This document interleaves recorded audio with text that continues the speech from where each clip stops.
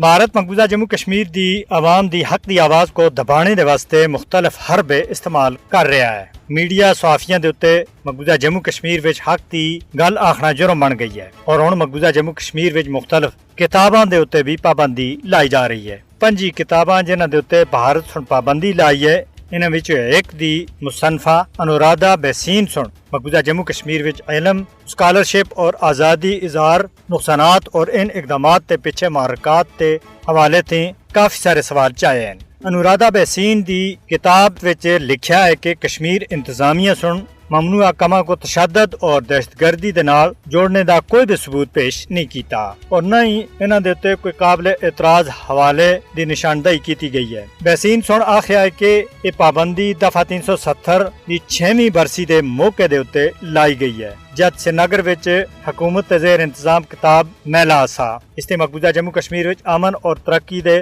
بھارتی حکومت تے دعوے خاک وچ ملدے ہیں اور نوئی دہلی دے عدم برداشت کی عکاسی ہو رہی ہے۔ انورادھا بحسین سن اس کو ایک وسیع تر آمرانہ پابندی قرار دینے ہوئے آخیا ہے کہ یہ صحافیوں کو چپ کرانے، میڈیا ثبوت کو مٹانے اور خوف کا ماحول پیدا کرنے دی بھارتی حکومت کی ناکام کوشش ہے جڑی کسی بھی صورت وچ کامیاب نہیں ہو سکتی۔